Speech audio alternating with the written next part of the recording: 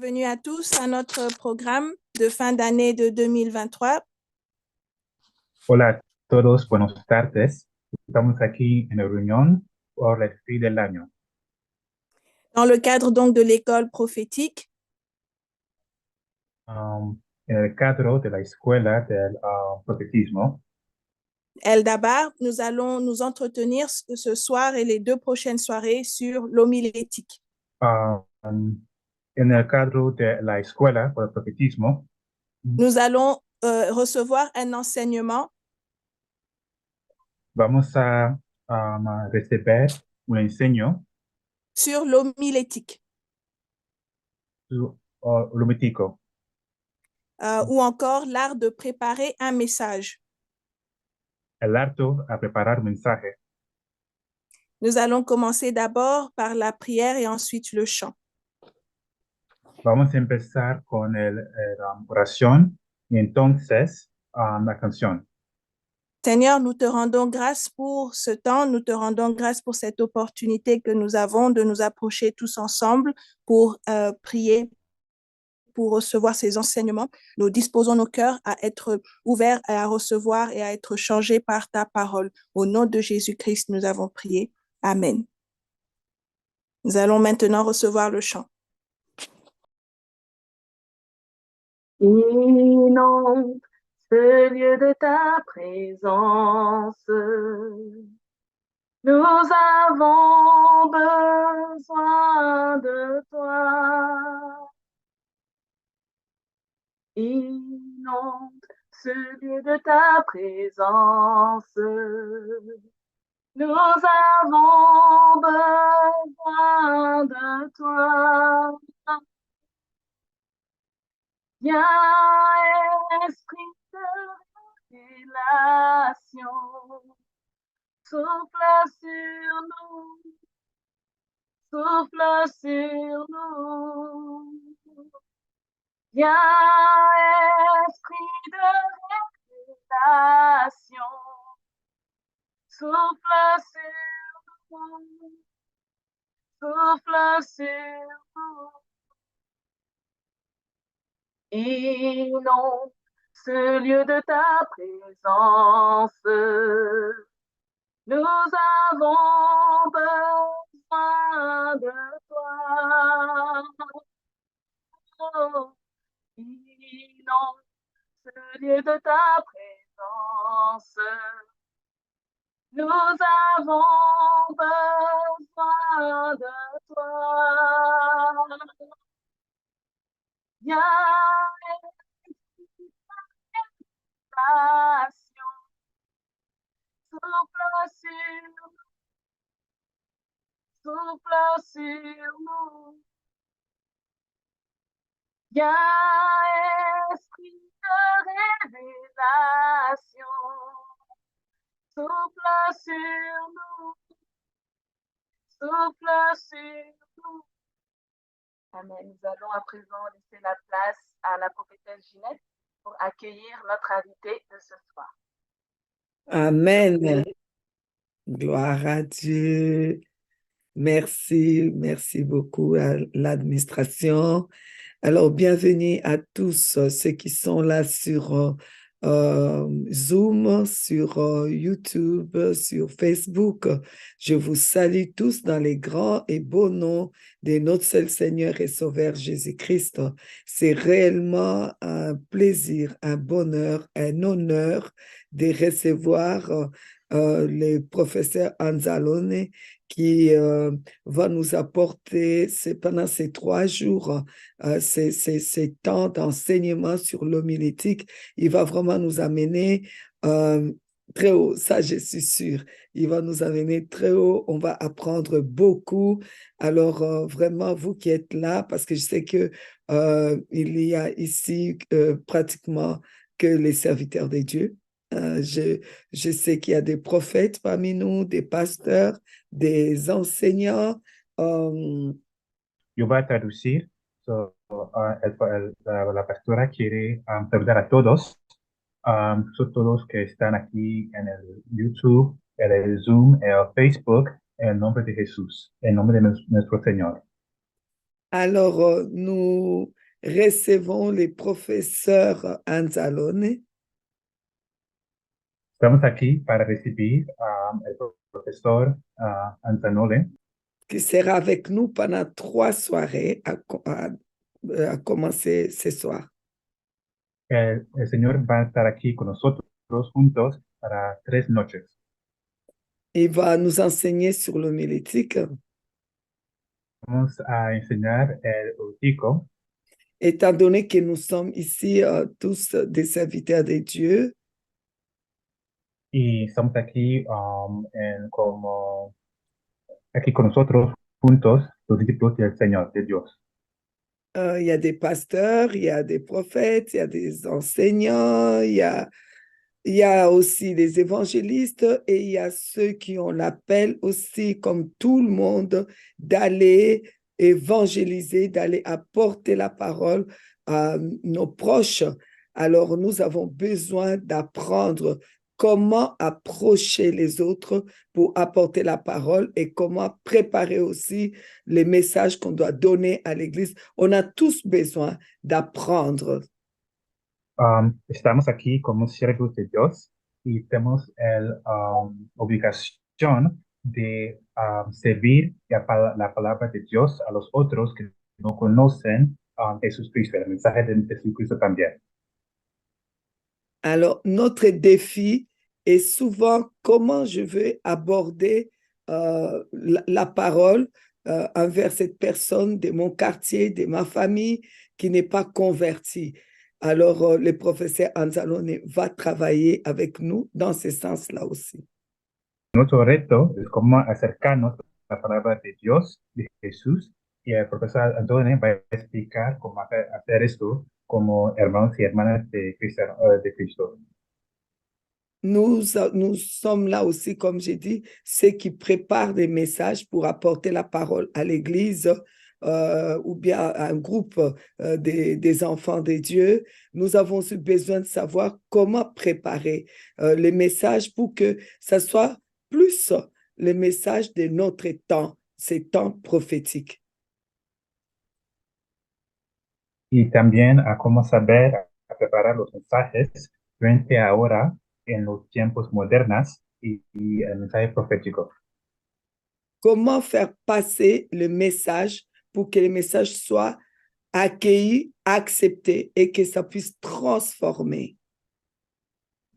Muy importante también que este mensaje pueda estar transformando y aceptando de los otros que no saben todavía la importancia de Jesucristo.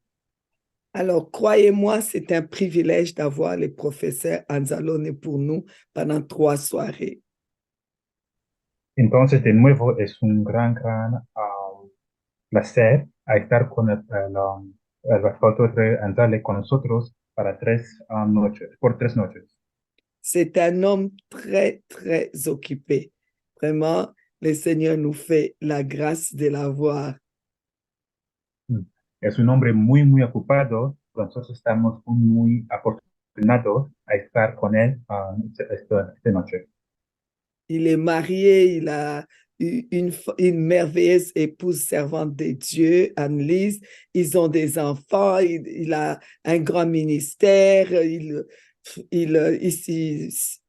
circule beaucoup et il est souvent occupé dans d'autres nations, mais il nous donne 3 soirées. Waouh, Dieu nous aime, profitez-en bien.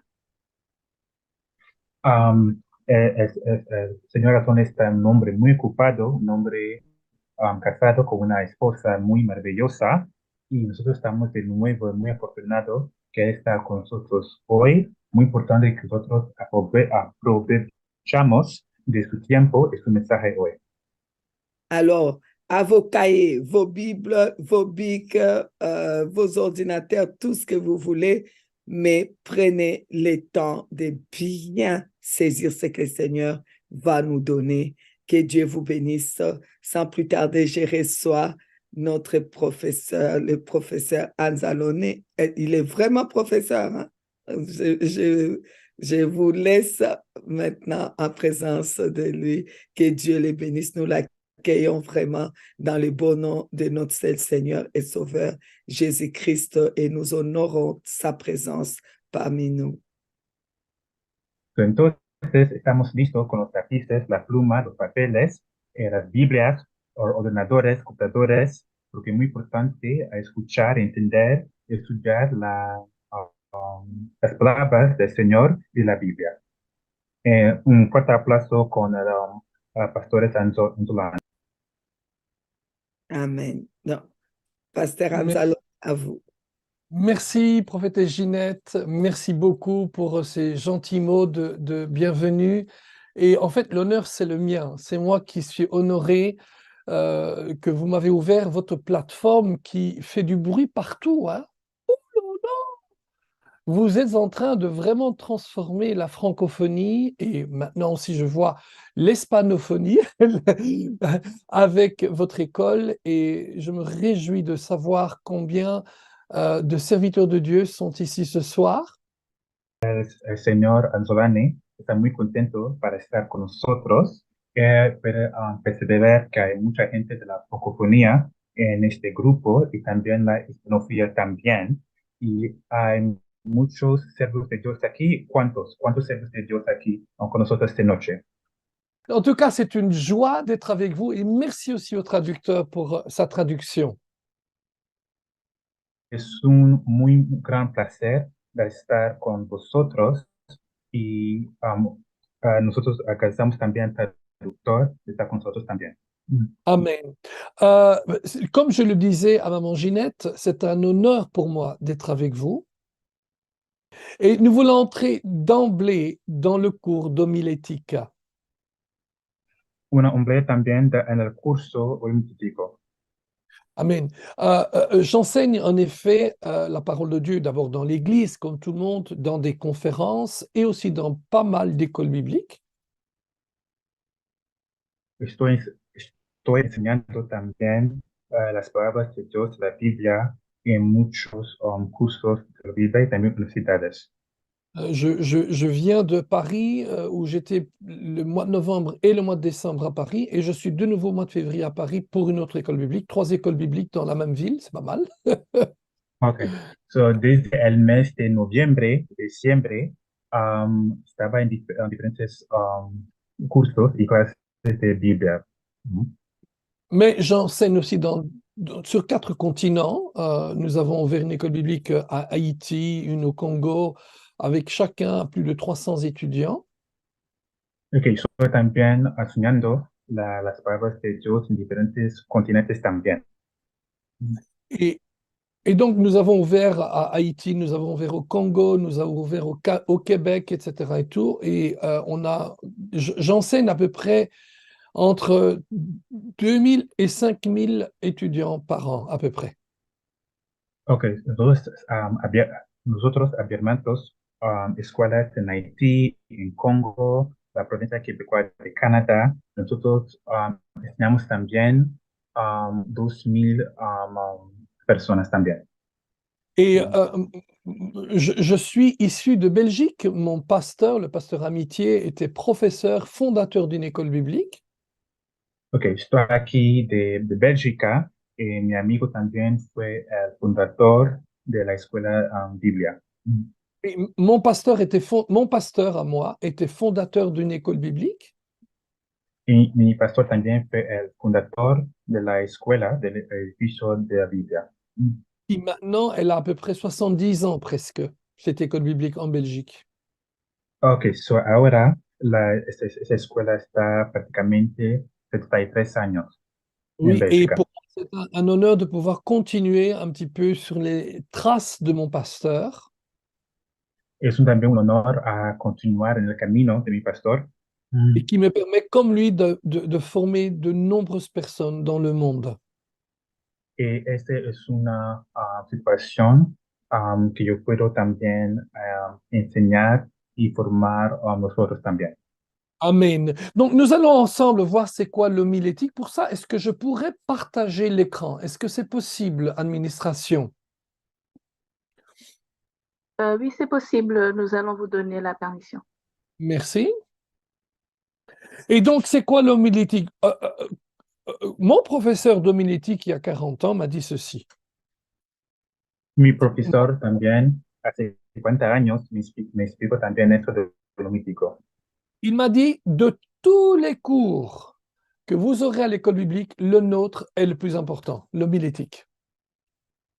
Comparando a todos los cursos, los clases de lo mítico, eso es el mejor. Et ensuite, mon cours d'herméneutique, le même professeur a dit, de tous les cours de l'école biblique, le mien est le plus important. De todos los cursos de la Biblia, el nuestro también es el más importante. Et ensuite, de mon professeur d'histoire de l'Église, de tous les cours bibliques, le nôtre est le plus important. Bien. Y también el profesor de la historia explica el mismo conocimiento que el nuestro es el más importante. Et mon professeur de grec m'a dit la même chose. C'est le cours le plus important que vous aurez à l'école biblique. Okay. El profesor de la lengua greca de nuevo explica que eso es el mejor y el más importante también. Et puis un jour, je me suis dit, mais il doit y avoir un qui manque là-dedans. C'est pas possible que tout le monde a le cours le plus important. Claramente hay uno que es una mentira, no es posible que todos digan la misma cosa. Ben, en fait, ils avaient tous raison parce que quelque part, le cours que vous donnez pour vous doit être le plus important. Entonces, ellos también digan la verdad, tienen razón, porque es un mensaje también muy importante para nosotros. Et j'enseigne énormément de cours un peu partout dans le monde. Y yo enseño también muchos diferentes cursos Et, en todo el mundo. et l'homilétique, la guérison divine, l'histoire de l'Église, la théologie, etc. et tout. La teología, la guérison, cosas para la enferma, etc. La prière, la foi, la justice de Dieu. El fe, justicia de Dios, el corazón. La doctrine de la fin des temps. Enfin, j'enseigne énormément. La mission est un cours incroyable.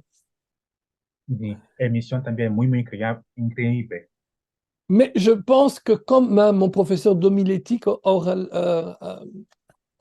Harrop avait raison, le cours d'homilétique est probablement le plus important. El curso de homilético es el más importante y mi profesor tiene razón, motiva no le falta. En fait, la plus grande responsabilité que Dieu ait jamais donnée à l'humanité est de transmettre la parole de Dieu depuis le pupitre, la chair, comme on disait avant. Okay, el más gran responsabilidad que el Señor da al hombre de transmitir este mensaje a los otros. Lorsque l'on prêche l'évangile, lorsqu'on prêche la parole, on la prêche à des gens qui sont affamés et notre responsabilité est de les nourrir. Nuestra responsabilidad es la palabra de Dios es como una comida a comer a los otros para ellos también para recibir esta palabra importante del Señor de la Biblia. Et notre responsabilité est de nourrir les gens avec la parole de Dieu qui sort de notre bouche. Nuestra responsabilidad también es de dar la comida a los otros con las palabras de la Biblia a los otros. Amen. On va essayer de voir si j'arrive plus haut là. Voilà. Donc, l'homilétique, je crois que vous avez maintenant sur l'écran. L'homilétique est l'art de préparer, développer et prêcher la parole de Dieu. El homilético es el arte de preparar y también hablar de la palabra de Dios. No es solamente una preparación, pero también el compartido de la palabra. Non, j'ai pas encore dit cela. J'ai pas encore dit la deuxième fois. C'est pas grave. Non, mais il n'y a pas de souci. Ce n'est pas seulement la préparation, comme vient de le dire le frère, mais aussi le partage de la parole de Dieu. Nous voyons dans le Nouveau Testament plusieurs verbes en grec pour prêcher ou annoncer. Voyons certains d'entre eux. Hay también diferentes versículos de la Biblia que vamos a leer y entender también.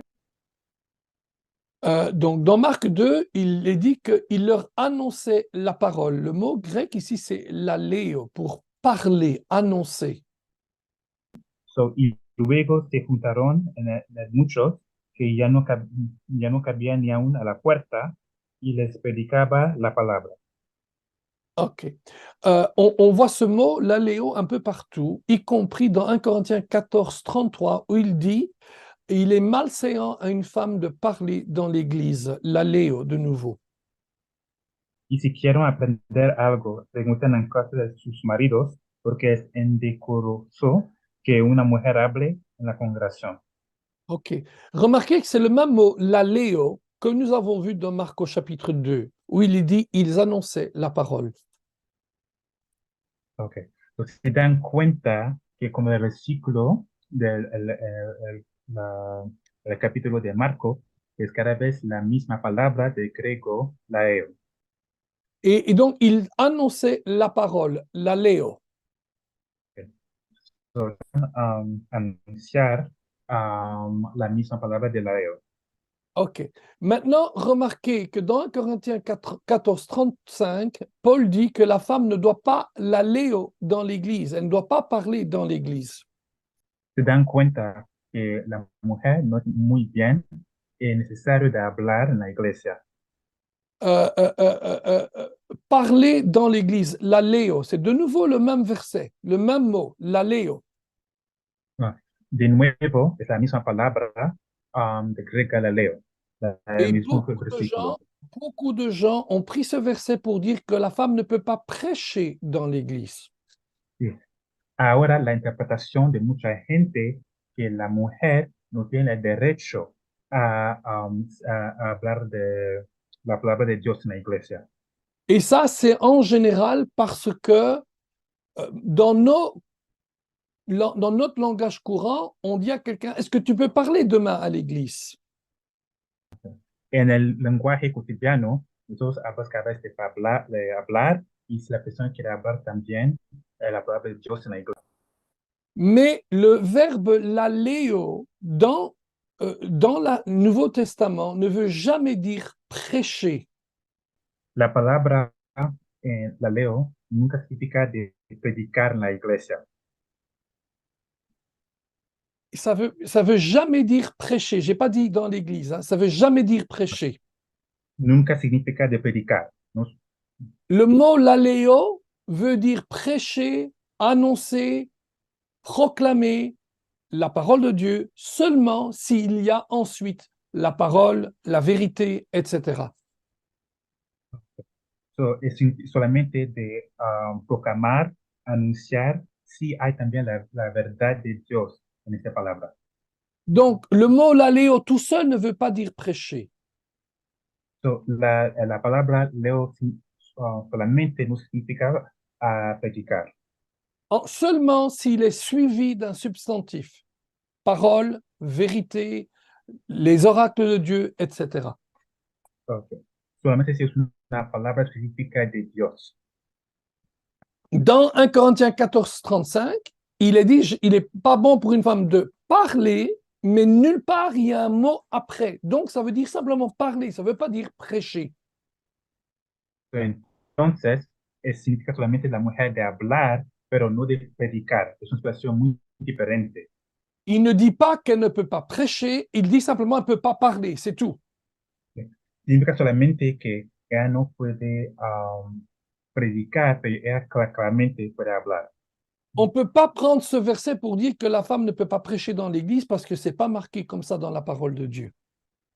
No podemos ahora decir que la mujer no tiene derecho a predicar en la iglesia porque no es explicación de este versículo. Amen. Donc c'est important de comprendre cela. Le mot laleo veut simplement dire parler, mais il veut dire prêcher s'il est suivi d'un substantif comme la parole, comme la vérité, comme les oracles de Dieu, etc. Mais tout seul, il ne veut jamais dire prêcher. Entonces, de nuevo, si es se sigue una palabra de Dios, una expresión de Dios, pero si solamente la palabra sin este contexto, no significa eso. Amen. Amen. Donc, Paul ne dit pas que la femme ne peut pas prêcher. C'est ça qu'on est en train de dire. Hein? Okay, so, en conclusión, Paul no explica que la mujer no puede predicar en la iglesia. Voilà, exactement. Merci beaucoup. Vous avez raison. Il y a deux autres mots qui sont importants. Okay. Hay dos otras palabras que son muy importantes. C'est la parole, je vais vous le prendre dans un autre contexte. Donc, il y a le mot evangelizo, qui veut dire évangéliser. C'est aussi un terme pour prêcher. La palabra es de evangelizar, que se hizo también de predicar. Et ensuite, il y a le mot kerusso, qui veut dire proclamer, prêcher, annoncer. La palabra credo significa de proclamar, anunciar y predicar. Amen. Kerusso est un mot important parce que c'est un des verbes apostoliques que l'on a dans le Nouveau Testament. Es los verbos más apostólicos que nosotros tenemos en la testimonio. Et de ce mot-là sort aussi le mot kérigma, kérigma, K-E-R-Y-G-M-A, kérigma. Y el sustantivo es también la palabra querigma. Et le kérigma est un terme qui annonce la présence de Dieu en plein milieu de la prédication. El querigma es la presencia del Señor. Et donc, le kérigme est considéré comme le troisième sacrement de l'Église. Es el tercer sacramento en la iglesia. Il y a le baptême, la Sainte Seine et le kérigme. Le baptême y quoi d'autre? Le baptême dans l'eau, la Sainte Seine et le kérigme. El querigmo, el bautizo y también el sano.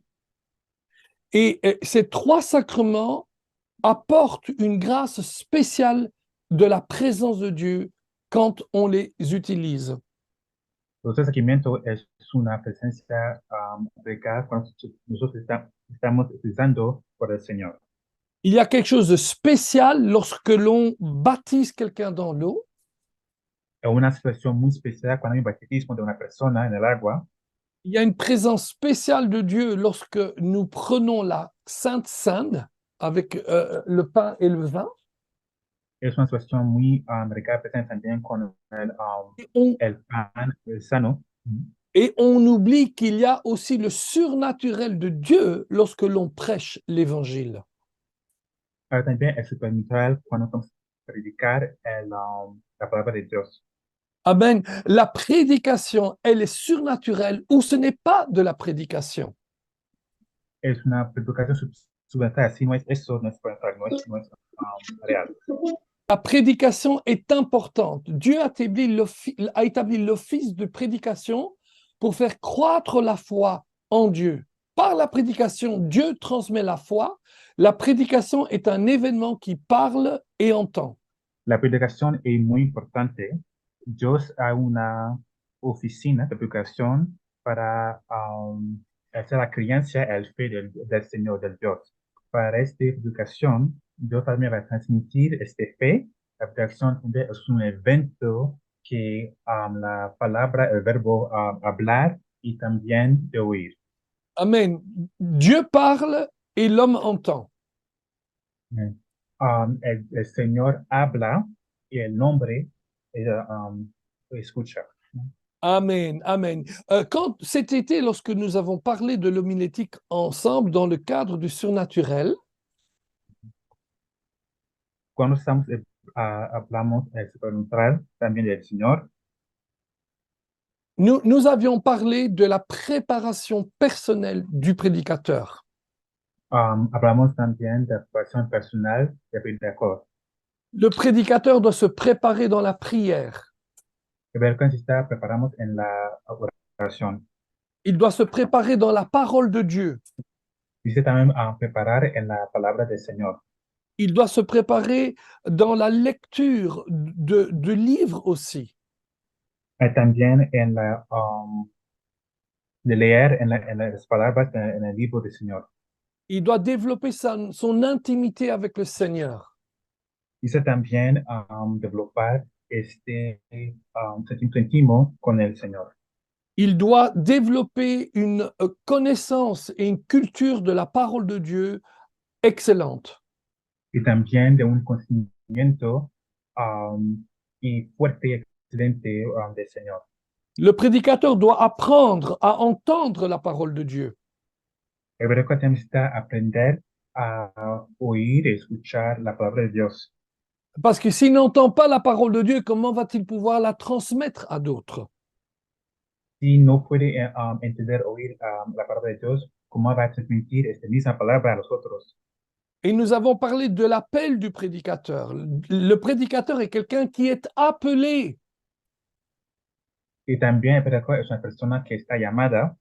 Et beaucoup de prédications n'ont plus de surnaturel parce que les prédicateurs qui prêchent ne sont pas des gens appelés. Ce sont peut-être des bons orateurs, mais ils ne sont pas appelés. Okay. Ellos también son buenos altavoces, pero no son predicadores. En esta manera no puede transmitir correctamente el mensaje del Señor. Amen. Le prédicateur doit recevoir cet appel de Dieu qui est confirmé par ses supérieurs. Necesita también recibir palabra del Señor para transmitir correctamente a los otros. Amen. Hein? Et il va développer son caractère aussi. Luego también su personaje. Hein? Dans Tite 2,7, il dit, c'est sur vos notes ici, le caractère du prédicateur, te montrant toi-même à tous égards un modèle de bonnes œuvres et donnant un enseignement pur, digne, une parole saine, irréprochable, afin que l'adversaire soit confus, n'ayant aucun mal à dire de nous. Presentándote en todo como ejemplo de buenas obras. La enseña mostrado integridad, seriedad, palabra sana y irreprochable, de modo que el adversario se avergüence y no tenga nada malo que decir de vosotros. Amen. Dans un sens, le caractère du prédicateur va influencer tout le reste de sa vie. Entonces, el personaje del altavoz va a influenciar a los otros para el fin de la vida. La manière dont il vit, la manière dont il mange, la manière dont il parle avec gens, tout va sortir de son caractère. Okay. Todo va acerca de su personaje, la manera que habla, que escucha, que come, todo eso va a sacar de su personaje. Même la manière dont il paye ses factures va être affectée par son caractère. Y también la manera que él paga sus facturas será también un resultado de su personaje. Et le caractère du prédicateur est fondamental. Y el personaje del predicador es muy fundamental. Écoutez, avant d'être un homme de la parole de Dieu, vous devez être un homme de... Avant d'être un homme de la parole de Dieu, vous devez être un homme de votre propre parole. Ce que vous dites, vous devez le faire. Antes de ser un hombre de la palabra de Dios, necesita être un hombre de su propia palabra. C'est-à-dire que lorsque vous dites quelque chose, vous devez le faire. Dice, cuando dices algo, necesita hacer esto también. Je disais, avant d'être un homme de la parole de Dieu, nous devons être un homme de notre propre parole. Entonces decía que antes de ser un hombre de la palabra de Dios, debemos ser un hombre o una mujer de nuestra propia palabra. Amen. Quand je dis quelque chose, je dois l'accomplir. Cuando yo digo algo, debo cumplirlo. Il y a quelques mois, maman Janine m'a demandé pour faire ce cours au mois de décembre. Hay unos meses atrás que mamá Janine me pidió de hacer estos cursos para el mes de diciembre. Nous avons arrêté les dates dans notre ordinateur. Entonces, bloqueamos las fechas en nuestro computador. Et je suis là. Y entonces, aquí estoy. Et la bonne nouvelle, c'est que maman Janine est là aussi et vous êtes là aussi. Y la buena nueva es que mamá Janine está ahí y ustedes están aquí también. Amen. Nous voyons aussi qu'il y a un courage du prédicateur. También podemos ver que hay el coraje del predicador. Le prédicateur vient avec obéissance à la parole de Dieu. El predicador viene con obediencia hacia la palabra de Dios. Et dans la prédication, le Y en la prédicateur doit, dans la prédication, le prédicateur doit enseigner la parole de Dieu, même si ça ne plaît pas. Y en la predicación, el hombre de Dios debe de enseñar la palabra de Dios mismo si no agrade, no agrada a todos. Exact. Si à un moment, le Seigneur, vous êtes par exemple pasteur et le Seigneur vous demande d'enseigner quelque chose qu'on sait c'est pas très populaire, faites-le. C'est le courage du prédicateur, cela. Si usted es pastor y debe predicar algo que no es muy común o muy popular o muy bien recibido, igual hágalo, porque es la misión del predicador. Exactement. Moi, je ne prêche pas beaucoup, entre guillemets, sur le péché. Yo no predico mucho, si se puede decir, entre comillas, sobre el pecado. Parce que je prêche sur la solution au péché. Porque yo predico sobre la solución al pecado. Qui est Jésus-Christ, bien sûr. Que es Jesucristo. Mais il est des fois où, en tant que pasteur, je dois dénoncer certains péchés. Pero a veces, como pastor, debo denunciar ciertos pecados. Je dois dénoncer des pratiques qui ne sont pas bibliques. Debo denunciar prácticas que no son bíblicas.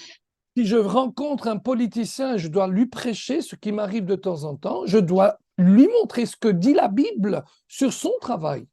Si me encuentro con un político, yo debo de predicarle lo que me dice la Biblia sobre su trabajo. C'est trop facile de dire aux politiciens, oh, Dieu est avec toi, Dieu est bon, Dieu il t'aime, tu es merveilleux, etc. et tout, mais il faut aussi dire la vérité. Hello? Es muy fácil decir al político, Dios está contigo, todo va a estar bien, pero también hay que decirle la verdad. Lorsque Constantin, le premier empereur qui a favorisé la religion catholique ou chrétienne, cuando Constantin, el primer que dio favor más a la religión cristiana católica, à partir de 313 après Jésus-Christ, a partir de 313 después de Jesucristo, oui, quand une ville entière a refusé de recevoir sa maman, cuando una ciudad entera se unió para rechazar en recibir a su mamá, il a fait tuer tout le monde, 20 000 personnes. Él mató a todos, 20,000 personas. 20 000 personnes sont mortes sur un coup de tête. 20,000 personas fueron asesinadas. Et ensuite, lorsqu'il entra, il voulait entrer dans la cathédrale de Milan. Y cuando quiso entrar en la catedral de Milán, l'évêque, hein, le pasteur de la cathédrale, lui a dit qu'il ne pouvait pas entrer. El cura o el pastor de la catedral le dijo, no puedes entrar. Et il lui a interdit la Sainte Seine. Y le bloqueó el acceso a la Santa Cena. Parce qu'il avait mal agi. Porque él actuó mal. Voyez-vous, cet évêque de Milan avait le courage de dire les choses telles qu'elles sont. Et quand on est pasteur, quand on est prédicateur, on doit aussi dire les choses telles qu'elles sont. Entonces, ese pastor de esa catedral tuvo la valentía de decir las cosas como eran. Entonces, como pastor debemos tener también la valentía Amen. de decir las cosas como son.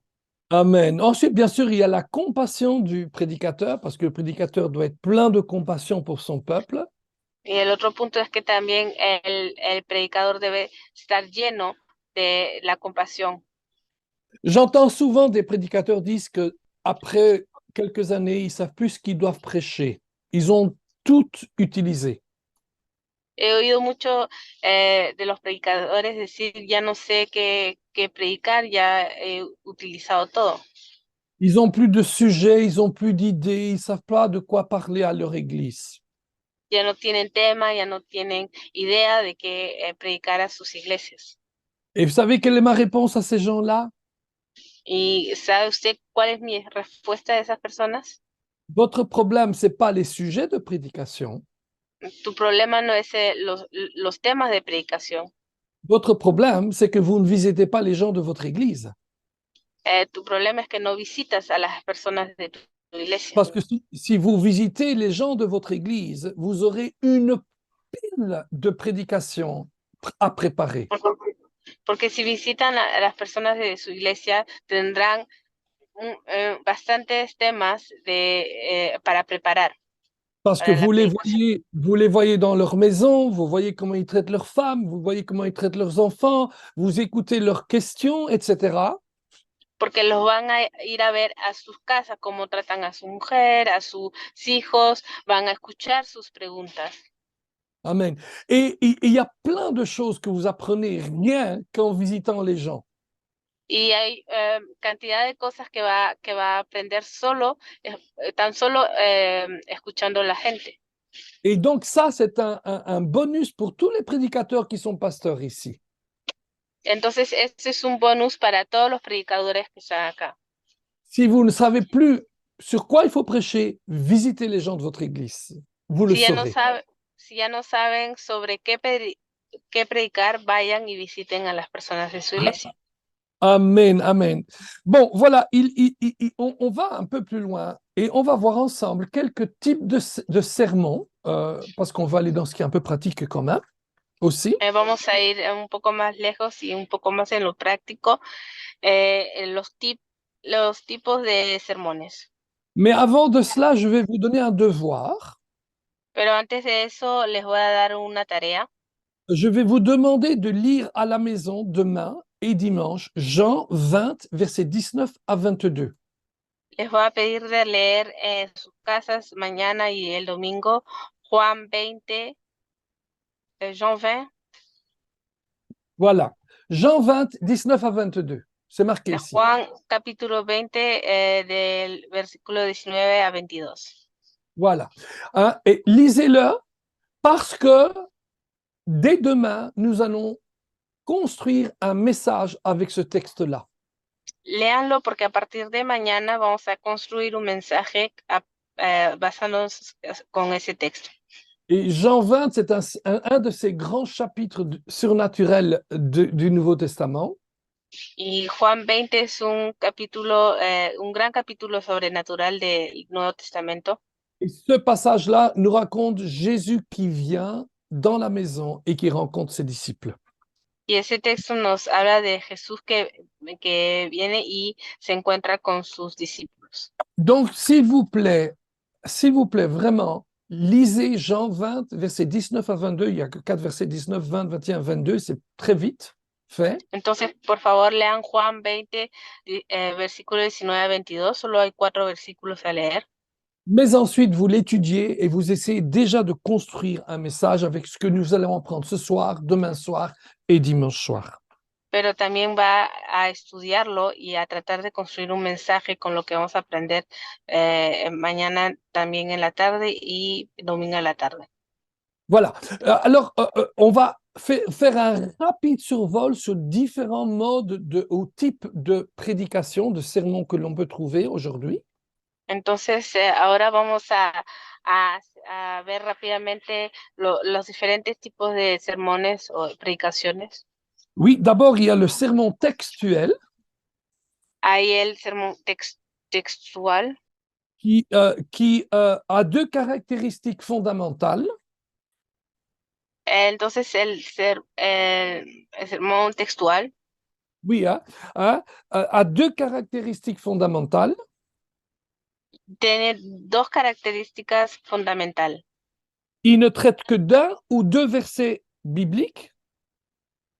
Se trata de solo trata de 1 o 2 versículos. Qui se suivent, verset 1 et verset 2 par exemple, verset 4 et verset 5, 1 ou 2 versets qui se suivent. Que se siguen, entonces, por ejemplo, versículo 19 y 20 o 1 o 2. Voilà. Hein? Et aussi, il prend les mots ou des phrases exactes de ce verset comme points principaux. Y entonces ese sermón que es textual toma literalmente las palabras del texto. Voilà, comme par exemple, vous voyez, mais c'est les points principaux. Hein? Comme Y vous voyez ici, los puntos principales voilà, del comme texto. vous voyez ici, 1 Timothée 4,12, que personne ne méprise ta jeunesse, mais soit un modèle pour les fidèles, en parole, en conduite, en amour, en foi et en pureté. Como lo puso ahí, por ejemplo, el 1 Timoteo 1:12, lo que dice el versículo, entonces los puntos principales van a sacarse de lo que dice el texto palabra por palabra. Voilà. Et donc, je viens de lire 1 Timothée 4,12, je pense que vous l'avez lu aussi. On voit une phrase principale, soit un modèle. Entonces, si leyó el versículo, vemos ahí se puede ver una frase principal que es sé un ejemplo, sé un modelo. Voilà. Et on voit ici 5 mots qui sont dans ce verset, qui sont chaque fois un point principal de votre prédication. En parole, en conduite, en amour, en foi et en pureté. Y hay 5 palabras que son los 5 puntos de la aplicación. Entonces, ¿cómo dice parce que je suis dans la voiture, je n'ai pas D'accord. Alors, en parole, par exemple, dans ce texte-ci, en palabra, en conduite, en palabra, en conducta, en amour, en amor, en foi et en pureté. en la fe y en pureza. Voilà. Los Donc, 5 puntos. voilà. Donc, c'est tellement bien parce que vous prenez un passage dans la parole de Dieu et vous le développez. Entonces, ese es el sermón textual, o sea, toma un pasaje en la Biblia y lo desarrolla. Voilà. Ensuite, je vais vous donner un autre exemple. Par exemple, Otro ejemplo, oui, un homme selon le cœur de Dieu, dans 1 Samuel 13, en 1 Samuel 13, hein, où Dieu dit qu'il a choisi quelqu'un qui est comme son cœur, c'est-à-dire David. donde dice Señor que ha escogido a un hombre según su corazón, David. Alors, on peut prendre cette phrase-là, cœur de Dieu, et poser la question, considérons pourquoi David avait un cœur selon Dieu. Entonces se puede tomar ese texto o esa parte que dice según el corazón de Dios y preguntar consideremos por qué David tenía el corazón según el corazón de Dios. Vous développez ce petit passage-là d'abord, vous le développez. Desarrollan esa parte del texto. Et ensuite, s'il n'y a plus rien, entre guillemets, dans le texte que vous avez, vous commencez à chercher ailleurs. Y entonces, si ya no hay nada más en el texto que tiene, entonces va a empezar a buscar más en otros textos. Voilà, par exemple, ici, je peux donner quelques points. David aimait la parole de Dieu, David aimait prier. Por ejemplo, yo puedo dar otros puntos. David amaba la palabra de Dios, David amaba orar. Il aimait louer Dieu. Él amaba alabar a Dios. Il aimait l'unité entre les frères. Él amaba la unidad entre los hermanos. Et il détestait la fausseté. Y odiaba todo lo que es falso. Amen. On va un petit peu plus loin, on va voir une autre type de sermon, c'est le sermon thématique. Entonces, otro tipo de sermón o predica es un temático. Et dans le sermon thématique, c'est un thème qui va être la clé et pas spécialement un texte. Entonces, en ese tipo de sermón va a ser la llave, va a ser el tema y no el texto. Et donc, c'est le thème que vous avez reçu de Dieu. Et ce thème-là, vous allez devoir le développer avec tout le matériel que vous pouvez développer dans la parole de Dieu. Entonces es el tema que usted ha recibido de Dios y que lo va a desarrollar con todo lo que puede encontrar en la palabra de Dios. Et donc, certains disent, mais le sermon thématique peut être très dangereux. Y algunos dicen que este tipo de sermón puede ser peligroso. Parce que le prédicateur va chercher des versets à droite et à gauche pour donner ses points. Porque el predicador va a buscar versículos por aquí y por allá para dar puntos. Et donc, c'est peut-être vrai dans un sens qu'on pourrait prendre des passages hors de leur contexte.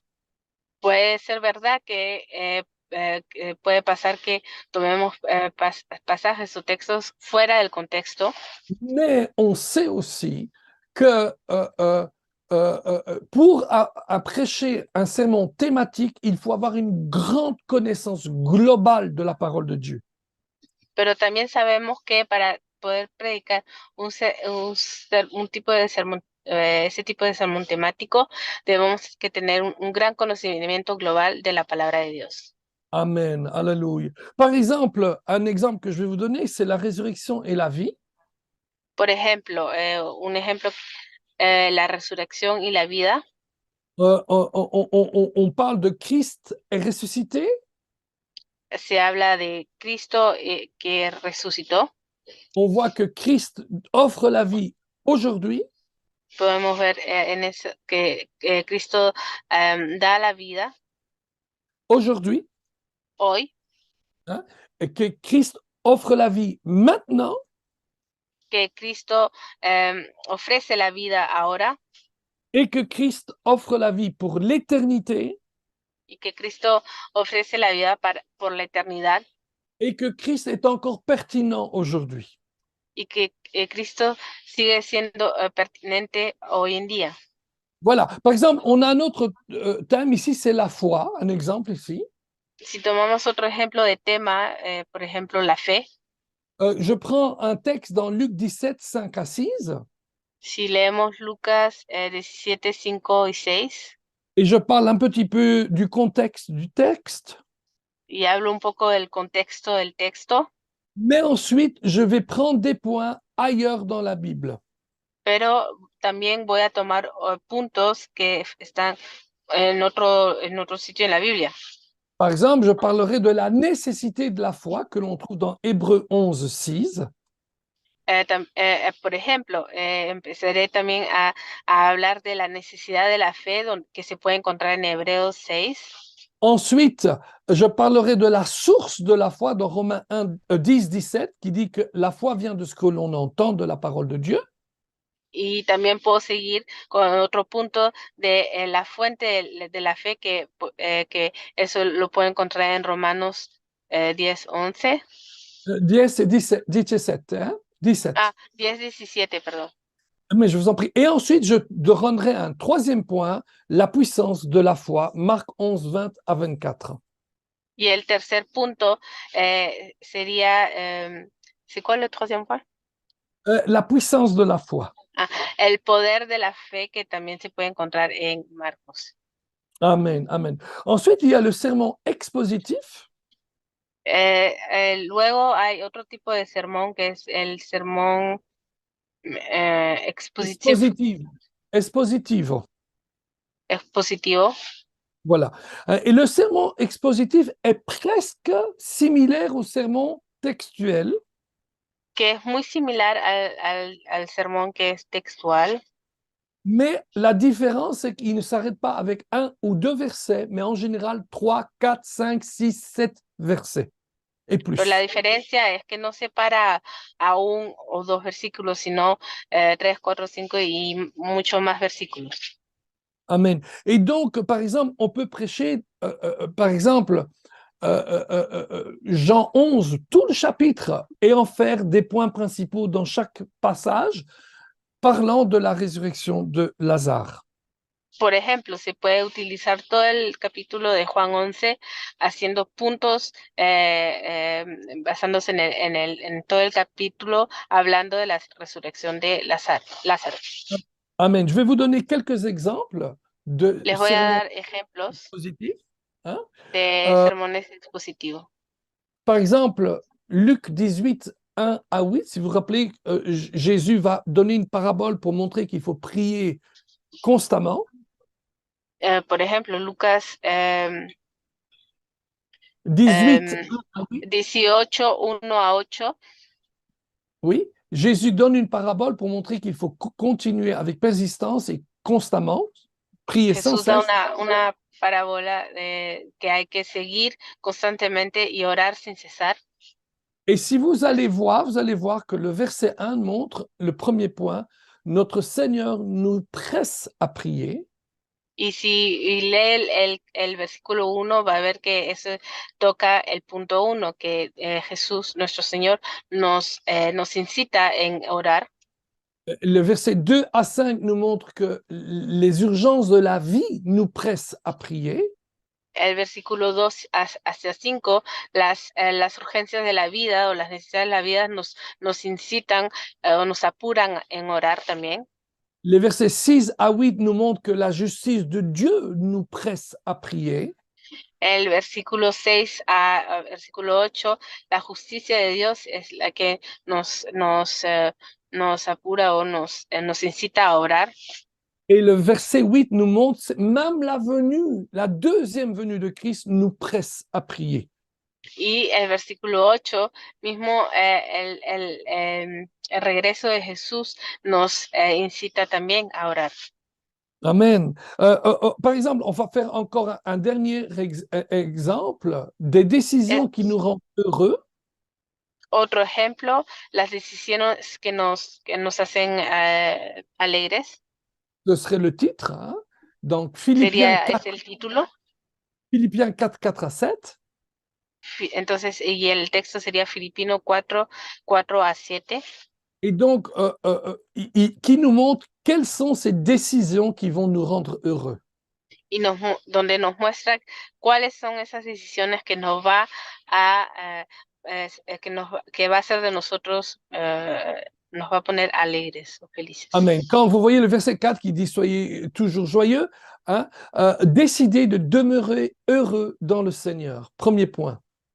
Primer punto, desean de permanecer alegres en el Señor. Verset 5 nous montre qu'il faut afficher une attitude correcte pour le Seigneur. El versículo 5 nos muestra que debemos tener una actitud, una buena actitud para el Señor. Et versets 6 et 7, où il dit de partager nos prières au Seigneur, discuter de vos préoccupations réelles avec le Seigneur. Y versículo 6 a 7, donde nos dice de discutir, de compartir nuestras necesidades con el Señor. Amen. Voilà. On pourrait parler de beaucoup d'autres choses, mais ça, c'est les trois principaux. Podríamos hablar de muchos otros, pero esos son los tres principales tipos. Amen, amen. Donc, on va aller maintenant plus loin et je vais vous donner, on va commencer ce soir, je crois qu'on a encore quelques minutes, 12 étapes pour préparer un sermon. Y entonces vamos a seguir y les voy a dar 12 etapas para preparar un sermón. Ce sont 12 étapes qui, à mon avis, c'est très facile et ça va vraiment nous aider à nous appliquer à la préparation du sermon. 12 etapas que para mí son muy fáciles y que nos va a ayudar a prepararnos para preparar la prédica. Attention, ces 12 étapes viennent après la préparation personnelle. Tienen que tener mucho cuidado porque esas 12 etapas vienen después de la preparación personal. Si on ne se prépare pas personnellement, si no nos preparamos personalmente, si on ne prend pas du temps à lire et à méditer la parole pour nous-mêmes, si no tomamos el tiempo de leer y meditar la palabra para nosotros mismos, à ce moment-là, si nous préparons un sermon avec ces 12 étapes, ça devient intellectuel et pas spirituel. Y preparamos con esas 12 etapas a prédica, ya no es un sermón espiritual, sino solo intelectual. Et nous voulons vous former pour le surnaturel de Dieu, le surnaturel divin. Pero nosotros queremos formarlo para lo sobrenatural divino. Nous ne voulons pas spécialement former des orateurs, des grands orateurs. No queremos solo formar solo oradores. Ce que nous voulons former, c'est des personnes qui prennent une parole qu'ils ont reçue de Dieu et qui ensuite vont pouvoir clairement l'énoncer aux autres. Pero queremos formar a personas que cuando reciban el mensaje de Dios puedan claramente compartirlo y darlo a los otros.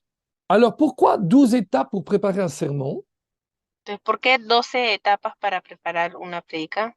Parce que, comme vous et moi, je suis très entouré de serviteurs de Dieu qui fonctionnent dans le prophétique, dans une parole qui est inspirée et sur le champ. Entonces, como usted y yo, soy una persona rodeada de personas proféticas que reciben palabra y es desarrollada ahí mismo. Mais très souvent, vous ne comprenez pas ce qu'ils disent parce que vous ne savez pas d'où ils viennent et où ils vont.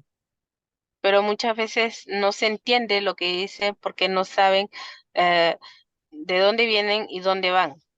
Souvent, leur message est décousu. Muchas veces sus mensajes son un poco como descosidos. Souvent, ils sautent du coq à l'âne, excusez-moi l'expression.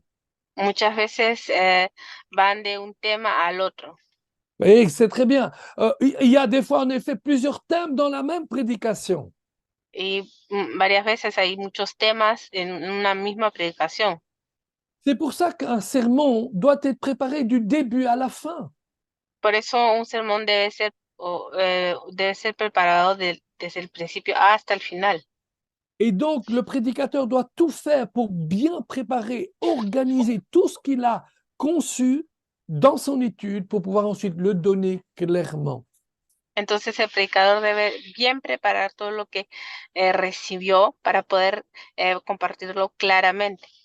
Voyez-vous, quand vous allez sur le train Cuando usted toma el tren roule sur 2 rails.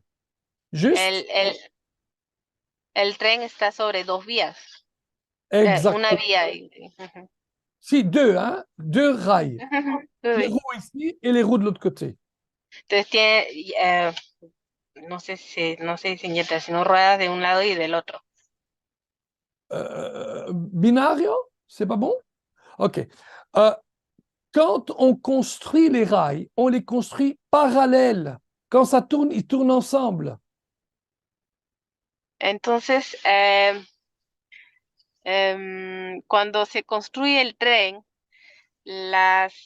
¿cómo se dice? Las vías, creo que se dicen, entonces donde va el tren, se construye de los dos lados van a ser paralelas. Exact. Quand on construit les rails, on ne peut pas les construire comme ça, sinon il va dérailler le train. No se pueden construir como él hace, como un X, porque si no el tren se va a desviar. Il faut qu'il soit construit correctement pour pouvoir porter les gens à destination. Deben ser construidas correctamente para que la gente pueda llegar a destinación. Et c'est important pour vous que vous construisiez correctement votre message pour porter les personnes là où Dieu veut que vous les portiez. Entonces, así mismo con ustedes, con el predicador, deben construir correctamente su mensaje para poder llevar ese mensaje hacia las personas que Dios quiere que lleve el mensaje. Amen. Et donc, c'est tellement important que vous sachiez ce que vous avez lu et ce que vous allez donner aux gens. Entonces, es muy importante saber muy bien lo que ha leído y lo que va a dar a las personas. Amen.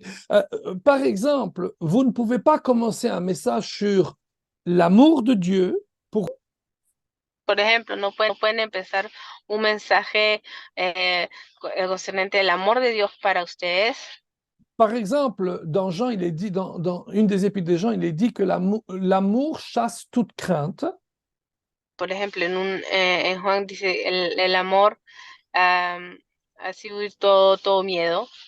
Et il est clair qu'il parle ici de l'amour de Dieu pour vous.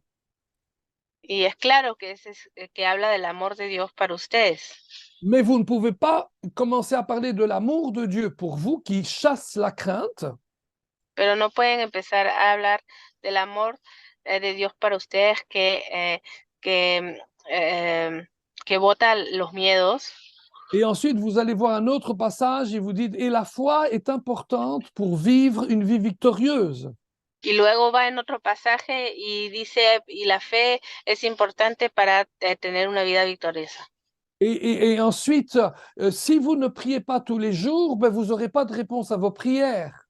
Y luego va a tocar otro punto y decir, si no oran todos los días, no tendrán respuestas a sus oraciones. Les trois affirmations sont vraies, elles sont justes, mais elles ne suivent pas. Il n'y a pas de fil conducteur.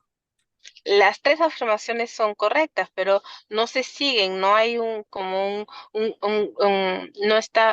no hay un conducto que esté todo liado.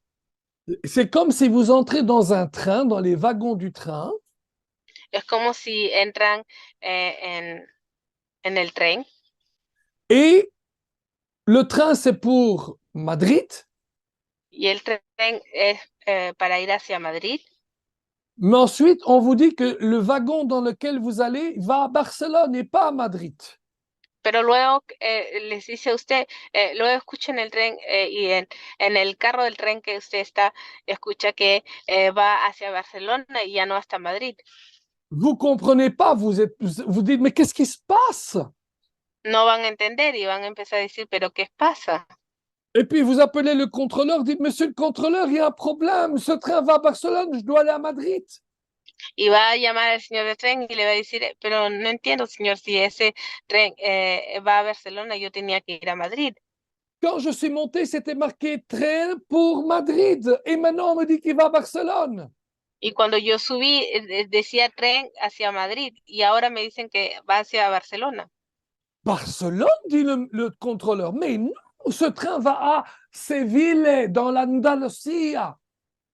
Y entonces el conductor o el señor del tren le va a decir que no va hacia Barcelona, va hacia Sevilla. Comment vous allez faire pour vivre comme ça? Pues, ¿cómo van a hacer para vivir así? Mais croyez-moi, beaucoup de prédications que l'on entend, même sur YouTube, c'est comme ça.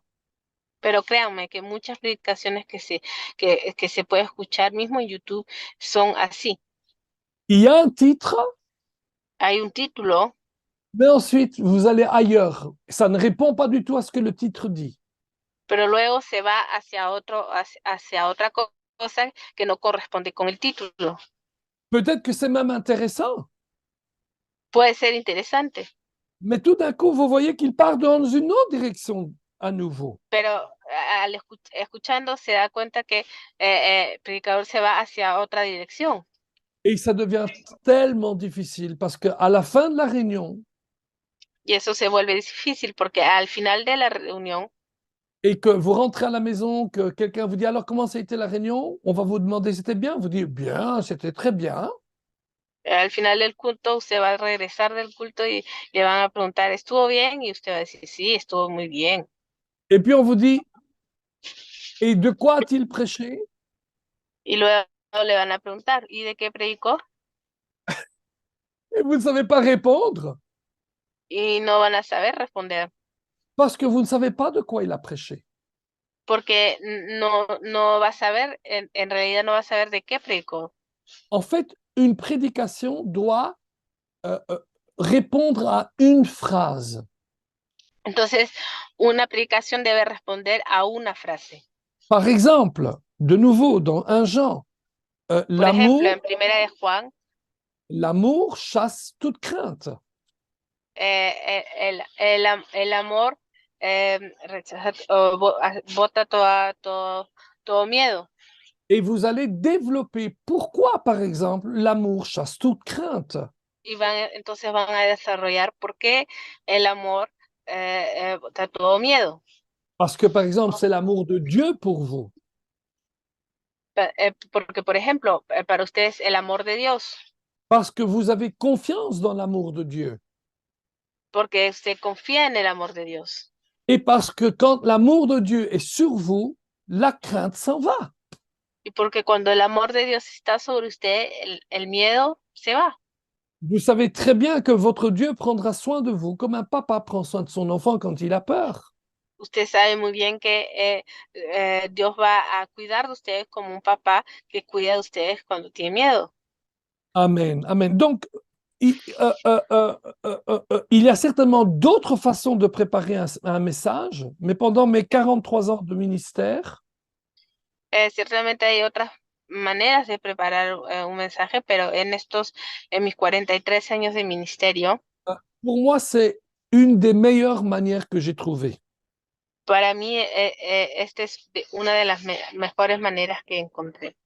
Peut-être que vous allez trouver d'autres manières pour vous, De repente van a encontrar otras maneras para usted, mais ce qui est important, c'est que vous ayez le fil conducteur qui conduit du début jusqu'à la fin. pero lo que es importante es tener ese hilo conductor que conduce del principio hasta el final. Il faut que dès que vous commencez à prêcher, les gens savent de quoi vous allez prêcher et où vous allez les conduire. Usted debe, cuando usted empieza a predicar, la gente debe saber de qué van a predicar y hacia dónde van. Et même quand c'est prophétique, Y mismo cuando es profético, même quand c'est inspiré sur le champ, mismo cuando es inspirado ahí en el momento. les meilleures prédications prophétiques qui sont inspirées sur le champ Las mejores predicaciones proféticas que son inspiradas en el momento, sont des prédications qui sont structurées son predicaciones estructuradas, en suivant ces 12 points que je vous donne ici, siguiendo esos 12 puntos que les voy a dar. mais même quand c'est sur le champ. Entonces, mismo cuando es ahí, en el momento que reciben la... Exact. Pourquoi? Parce que vous aurez développé votre vie spirituelle dans la parole de Dieu. ¿Y por qué? Porque habrán desarrollado vuestra vida espiritual en la palabra de Dios. Vous aurez développé comment utiliser les outils que Dieu vous donne pour apporter le message qu'il vous donne sur le moment. Desarrollarán los útiles que Dios le da y con la palabra de Dios. Et excuser un message décousu parce que c'est sur le champ n'est pas une excuse chrétienne et biblique. Y justificar un mensaje descosido porque lo recibí en el momento no es una justificación buena ni bíblica. C'est parce que Dieu, s'il vous donne un message sur le champ, c'est parce qu'il sait que vous pouvez utiliser les outils qu'il vous a donnés pour pouvoir donner ce message avec un fil conducteur de A à la fin. Y si Dios les da un mensaje en el momento es porque sabe que va a utilizar los útiles que han desarrollado en la intimidad para poder conducir ese mensaje en ese hilo conductor de A hasta el final. Moi, je ne sais pas s'il y a des musiciens parmi ces illustres pasteurs et serviteurs de Dieu qui sont dans la salle avec nous. No sé si hay músicos entre los pastores y siervos de Dios que están con nosotros conectados. Moi, je suis musicien, je sais jouer une partition, mais je sais aussi jouer à l'oreille et je sais jouer par improvisation. Yo soy músico y yo sé tocar con una partición, leyendo al oído o también improvisando. Exactement, je vois que Jean-Paul Kettesleger, ça dit « Oui, je suis musicien ». Veo que Jean-Paul dice que sí, él es músico. Vous comprenez que lorsque vous jouez une musique improvisée, cuando usted toca música improvisada, cette musique doit de toute façon suivre les règles de l'harmonie musicale. Esa música debe de todas maneras seguir las reglas de la armonía musical. Même si vous n'avez jamais entendu cette musique, parce qu'elle est inspirée par le Saint-Esprit. Mismo si nunca han oído esa música, mismo si es inspirada por el Espíritu Santo. Quelqu'un dit ici, oui, même dans l'improvisation, il y a une structure, absolument. Entonces alguien dijo, mismo en la improvisación hay una estructura. En fait, la structure sert à porter le peuple vers l'aboutissement de la vision. La estructura sirve a llevar al pueblo hasta el cumplimiento De la vision, de la vision. de la visión. Amen. Vous avez une structure parce que vous voulez porter les gens là où Dieu veut les porter. Tienen una estructura para llevar a la gente ahí donde Dios quiere llevarlos. Mais le musicien va pas recevoir, va pas utiliser les lois de l'harmonie musicale s'il ne les connaît pas quand il reçoit une musique improvisée. Pero el músico no va a poder utilizar las leyes de la armonía musical si él no las conoce. Amen. Et donc, c'est la même chose avec le sermon, la prédication. Entonces, es la misma cosa con la predicación. Je vous le dis, j'ai beaucoup de messages qui sont comme ça, improvisés. Yo les puedo decir que muchos mensajes yo los recibo improvisados. Et en général, il me faut à peu près 5 minutes pour passer au crible ces 12 points, ces 12 étapes. Y me toma en general 5 minutos para hacer, para seguir esas 12 etapas. Mais, mais il me faut entre 8 et 15 heures pour préparer une prédication en suivant ces 12 étapes. Pero cuando yo preparo una predicación y sigo esas 12 etapas, me toma 8 a 15 horas. Amen. Mais il est vrai que sur le champ, sur le moment, on peut recevoir une inspiration et en quelques minutes, gérer ces 12 étapes pour qu'on puisse porter le plus possible un message structuré qui conduit les gens là où Dieu veut les porter. Pero también es posible recibir el mensaje en ese momento y desarrollar rápidamente en esas 12, en esas 12 etapas para poder dar ese mensaje estructurado y llevar a la gente donde Dios quiere llevarlos. Amen. En d'autres mots, ce que j'essaie de vous dire, En otras palabras, lo que yo trato de decirles c'est qu'il n'y a aucune excuse biblique, chrétienne, ministérielle, no hay ninguna excusa que cristiana o bíblica o ministerial pour donner un message décousu. para dar un mensaje descosido. Amen, amen, alléluia. Amen. Ça serait bien si vous me dites jusque quand j'ai le temps, on va ensemble voir un énoncé des 12 étapes.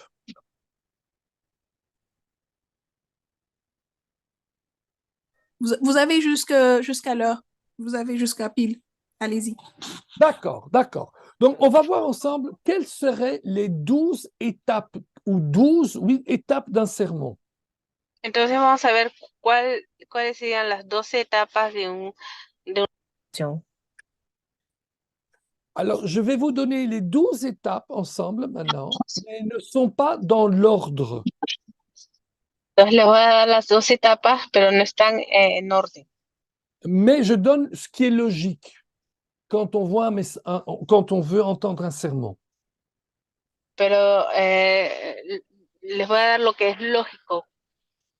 Quand vous écoutez un sermon, quelqu'un qui prêche l'évangile ou qui prêche la parole, Cuando usted escucha una prédica, la première chose que vous entendez en général ou que vous voyez sur YouTube ou tout, c'est le titre.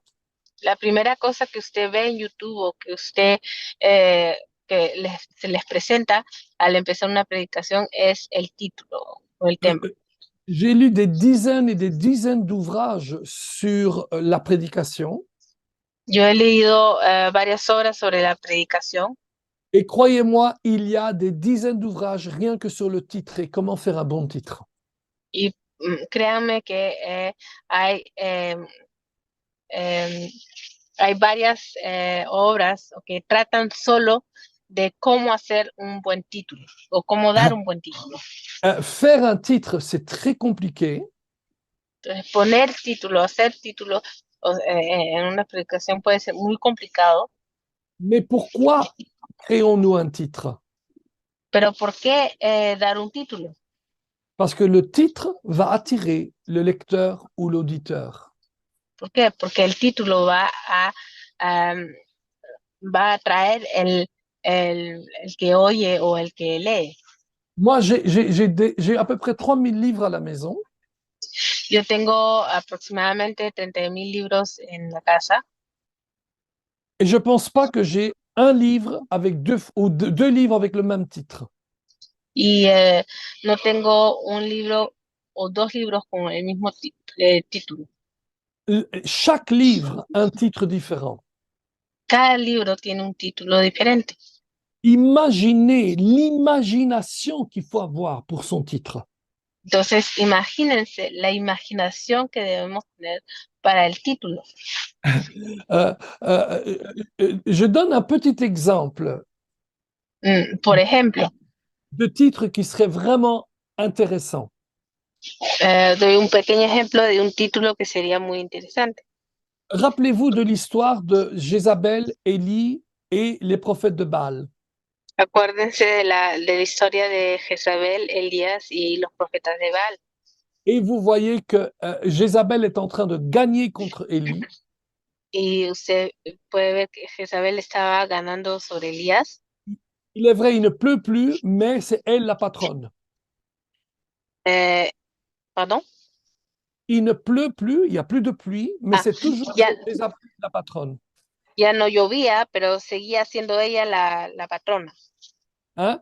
Et vous connaissez l'histoire, Élie finalement va défier les prophètes de Baal. Conocen la historia. Elías va a desafiar los profetas de Baal. Et ces prophètes qui étaient extrêmement prétentieux, Dieu esos profetas pretenciosos se rendent compte qu'ils n'arrivent pas à faire venir le feu.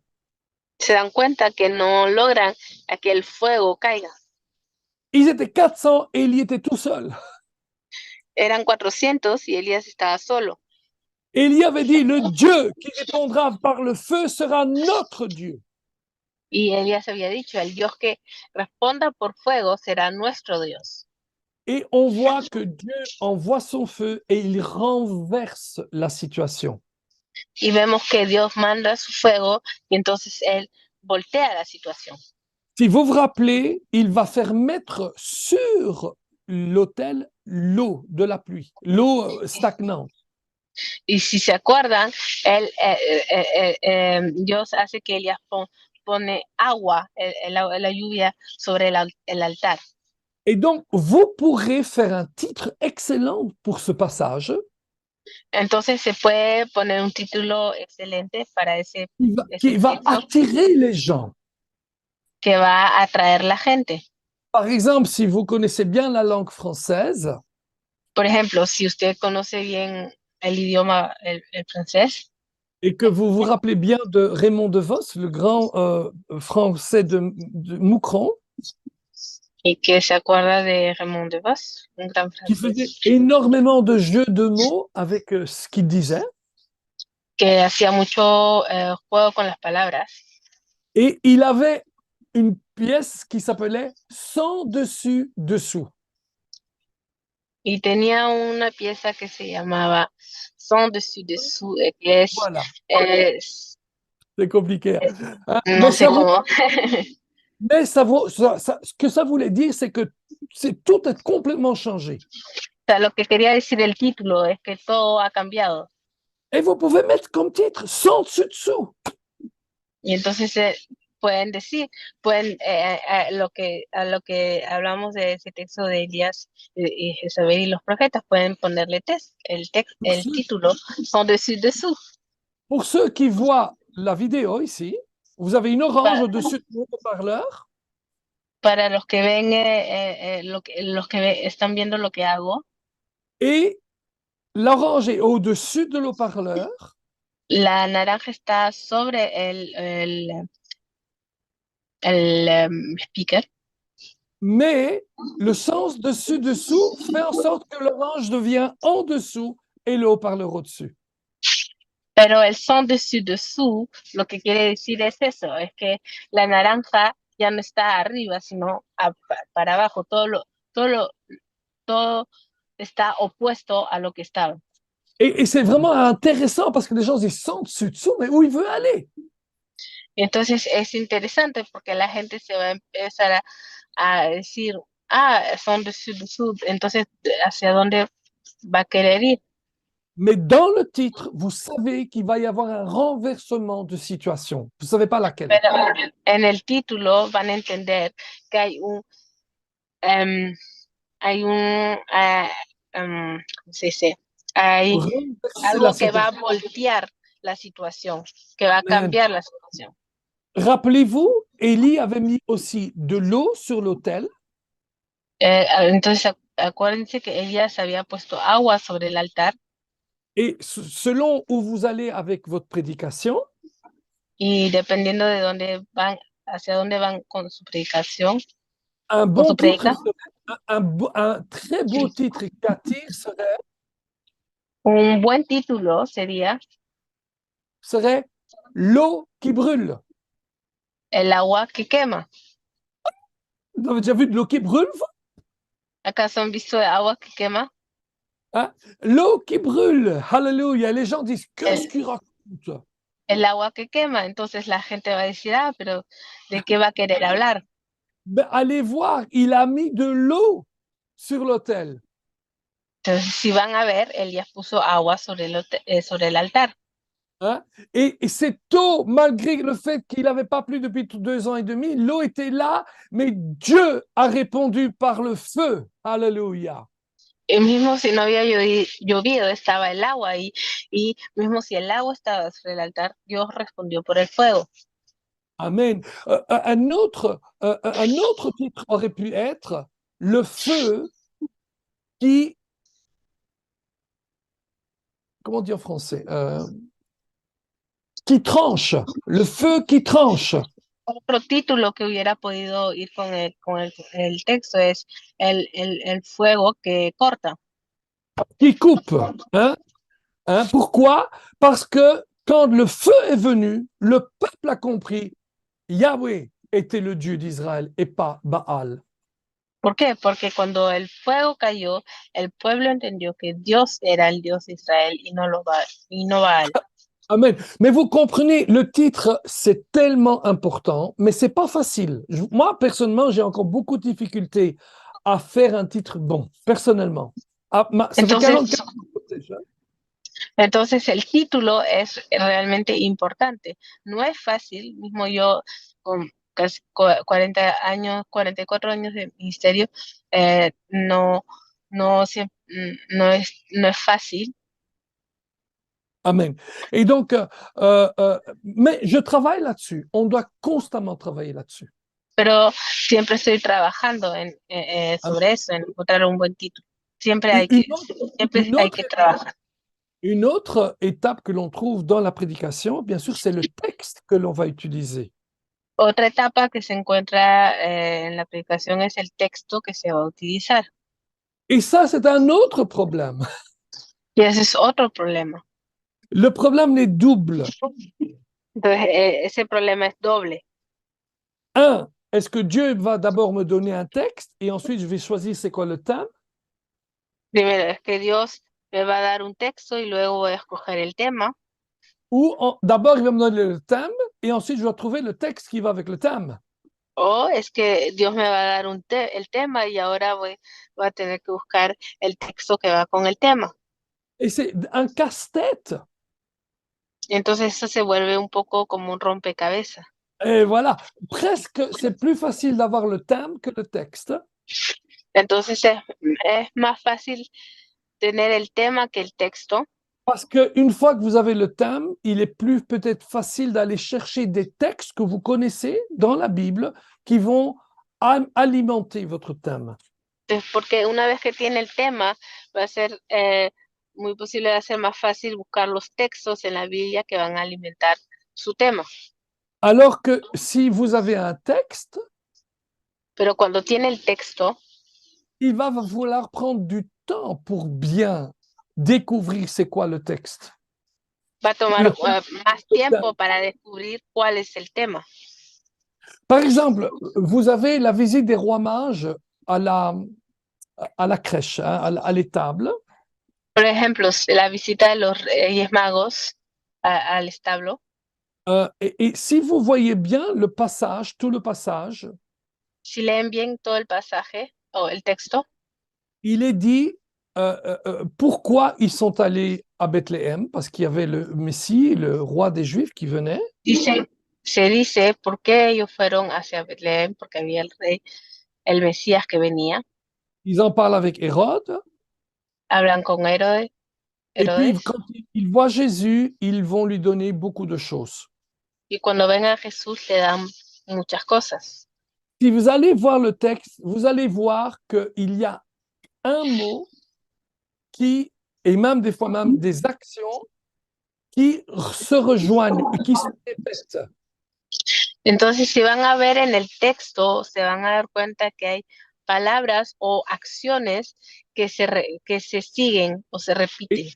Et dans ce texte, vous allez voir que le mot adorer, adorer, adoration, offrir des cadeaux et des dons, adorer le Seigneur, c'est le thème principal du texte.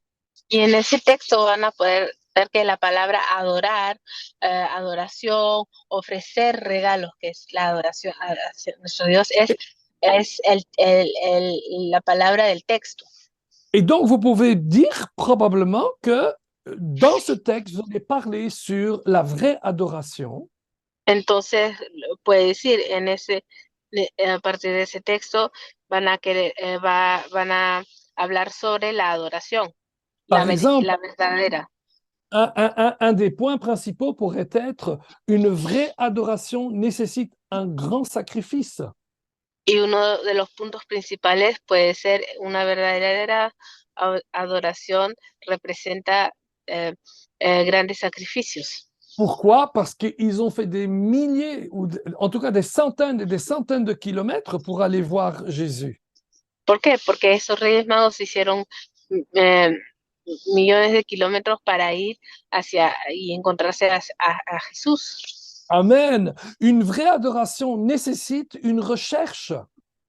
Una verdadera adoración necesita una búsqueda. Ils sont allés demander, mais il est où le roi? Ellos fueron y preguntaron, pero ¿dónde está el rey que tenía que nacer? Parce qu'ils sont venus avec des textes qui disaient qu'il devait naître. Porque vinieron con textos que decían que el rey tenía que nacer. Parce qu'aucune adoration biblique et véritable peut se faire sans la parole de Dieu. Porque ninguna verdadera adoración puede hacerse sin la palabra de Dios. Ensuite, on voit que une vraie adoration, c'est une adoration qui offre quelque chose qui vous coûte cher. Entonces también se puede seguir desarrollando que una verdadera adoración también es ofrecer algo que le es caro, le es precioso para usted. Ils ont donné de l'or, de l'argent, de la myrrhe, de l'encens à Jésus et à Marie. Esos reyes magos dieron oro, incienso, todo eso a María. Et finalement, on peut voir qu'une vraie adoration nécessite l'obéissance. Y para cerrar, podemos ver entonces que una verdadera adoración necesita un nacimiento. Pourquoi? Parce qu'ils ont compris, qu'ils ont reçu la parole de Dieu, qu'ils devaient prendre un autre chemin. Porque entendieron qu'ils ont reçu la parole de Dieu. Oui, en recevant la vision, qu'ils devaient prendre un autre chemin pour rentrer à la maison. Porque recibiendo la palabra de Dios, recibiendo la visión, recibieron que el mensaje que tenían que tomar otro camino para regresar a casa. Et il était clair que Hérode voulait faire du mal. Y era claro que Herodes quería hacer daño Alors, eux ne le savaient pas, mais Dieu le savait. Ellos no lo sabían, pero Dios lo sabía. Mais par leur obéissance, ils ont adoré Jésus en le protégeant. Pero por obediencia, ellos adoraron a Jesús protegiéndolo. Amen. Vous voyez que, comment c'est, on prend un passage et on trouve le texte et on essaie de trouver le thème de ce passage. Entonces pudieron ver con ese ejemplo que se encuentra el texto y se trata de encontrar el tema. Amen. Maintenant, vous pouvez aussi avoir maintenant un thème. Par exemple, pourquoi le chrétien doit prier? Pero también puede recibir el tema, por ejemplo, ¿por qué el cristiano debe de orar? Et vous n'avez pas des textes précis, Y no tienen textos precisos, mais vous connaissez des versets à gauche et à droite qui vont vous donner des raisons pour lesquelles il est bon de prier pour le chrétien. pero conocen algunos versículos aquí y allá que pueden decir por qué es bueno de orar para un cristiano. Il est bon pour le chrétien de prier parce que Dieu entend sa prière. Es bueno para un cristiano orar porque Dios oye su oración. Invoque-moi et je te répondrai, dit la parole de Dieu. Clama a mí y te responderé, dice la Et palabra de donc, Dios. vous vous rappelez du verset, vous allez le chercher, ce verset, et vous étalez un petit peu le texte, bien sûr. Entonces, ¿se acuerda del versículo? Usted va a buscar el versículo y lo desarrolla. Il est bon pour le chrétien de prier parce que sa prière est efficace, Jacques 5,16. Es bueno para el cristiano de orar porque su oración es eficaz. Santiago 5:16.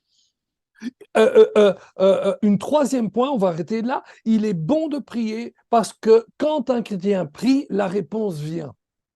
Tercer punto, el tema es bueno que un cristiano ore, la presencia de Dios viene. Pourquoi? Parce que la Bible dit cherchez, vous trouverez, frappez et on vous ouvrira, demandez et vous recevrez. ¿Por qué? Porque la Biblia dice, buscar y encontrarás, toca y te abrirán, y pide Amen. y te darán. Amen. Demain, on va bien sûr aller un peu plus loin là-dedans, mais ensuite vient le sujet. Entonces vamos a seguir mañana un poco más, pero solo para terminar. Entonces luego viene el tema, el sujeto. Ensuite vient le thème, on va voir les différences. Luego viene el tema. Ensuite vient une proposition. Luego viene una proposición. La proposition, c'est une phrase que vous allez tenir tout le long de votre prédication. Elle va vous aider à rester sur les rails. Entonces la proposición es una frase que los va a ayudar a mantenerse sobre las vías, a mantenerse sobre ese hilo conductor. Ensuite, nous allons voir les points principaux.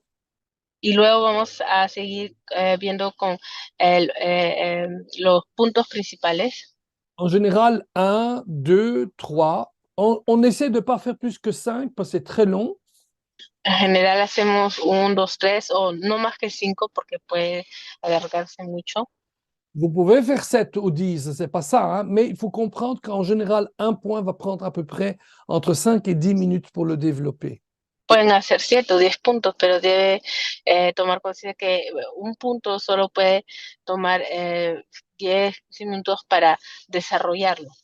Donc, si vous avez 5 points Entonces, si tienen 5 puntos et vous avez une introduction 5 minutes, y tienen con una introducción de 5 minutos, une conclusion de 5 minutes minimum, una conclusión de 5 minutos mínimo, 5 points, 5 puntos, ça fait déjà 60 minutes, eso ya hace 60 minutos. plus des applications et des illustrations, vous allez directement à 1h30, 2h. Más aplicaciones o ilustraciones ya van o ya pasan la hora y van hasta la hora y media. Amen. Ensuite, il y a des sous-points. Entonces, después de los puntos hay los Il y a les otros points puntos. principaux et les Hay points los puntos mineurs. principales y hay los puntos menores. Perfecto. Ensuite, on verra qu'il y a une phrase de transition. Y luego hay una fase de transición. Par exemple, de nouveau, tout chrétien doit prier, c'était la proposition. Por ejemplo, la proposición era todo cristiano debe orar. Et la phrase de transition serait, entre chaque point principal, Y la frase de transición entre cada punto principal sería, elle va reprendre la proposition, tout chrétien doit prier, sería una frase que va, entonces se va a retomar sobre la proposición todo cristiano debe orar. et par exemple, ainsi, tout chrétien doit prier pour les raisons suivantes. Ça, ce serait une phrase de transition. Y entonces, así entonces, todo cristiano debe orar por estas razones. Exact. Et puis, vous avez la première raison. Et puis, tout chrétien doit prier pour la raison suivante. Un deuxième point. Tout chrétien doit prier pour la raison suivante. Un troisième point.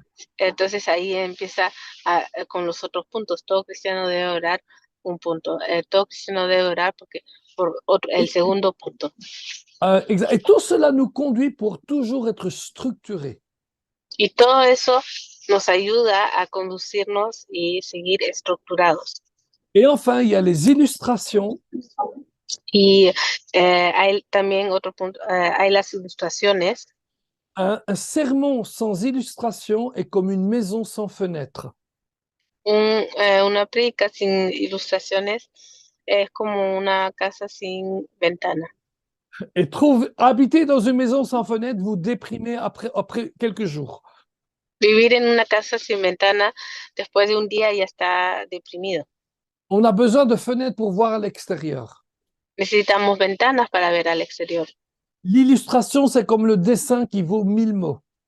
La ilustración, la imagen es como la imagen que vale más de 1000 palabras. Ensuite, il y a l'application. On verra tout ça à partir de demain. También otra etapa es la aplicación. En finalité, un des objectifs de la prédication, c'est pouvoir appliquer ce qu'on a reçu. Uno de los objetivos de la aplicación es poder aplicar lo que hemos recibido. Et finalement, Lo que hemos recibido. et le 12e point, c'est la conclusion.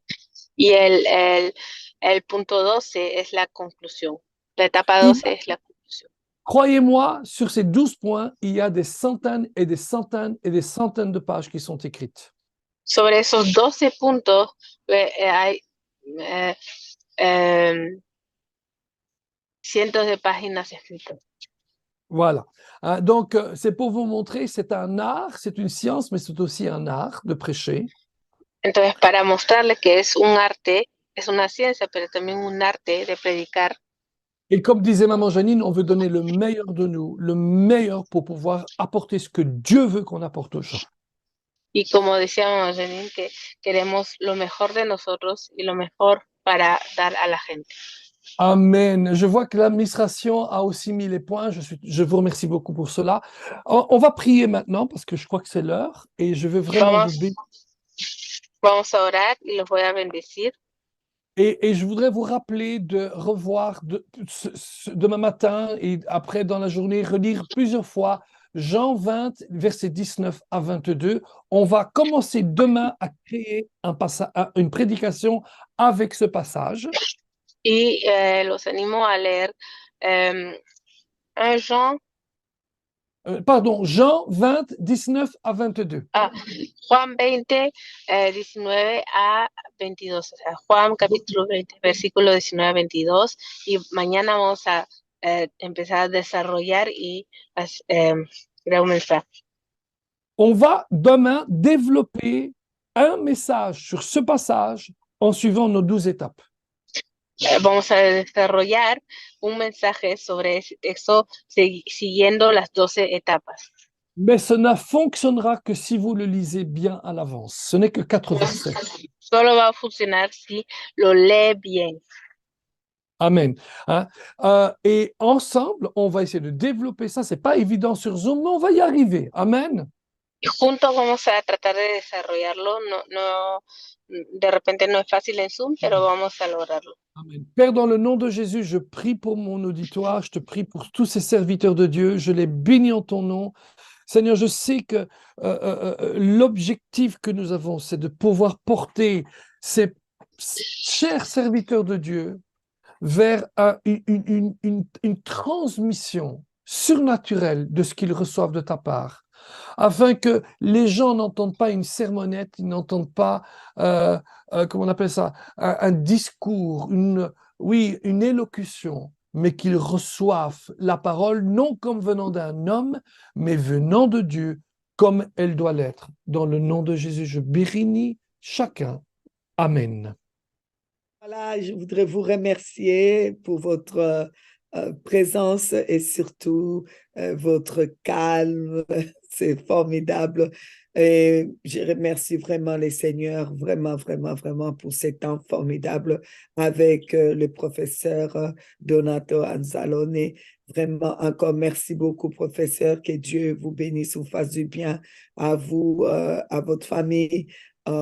Et à votre ministère. Vraiment, merci beaucoup. Nous vous attendons demain avec impatience parce que moi, j'ai comme l'impression de vouloir aller vite. Là, j'ai l'impression qu'on continue là. Bon, alors, on va prendre le temps de digérer et de faire notre devoir. Hein, vous connaissez comment il faut suivre. Faites les devoirs. On vous donne les devoirs, vous les faites. Et on se retrouve demain à la même heure. Je vous aime et à demain. Bye bye. Hasta mañana a la misma hora.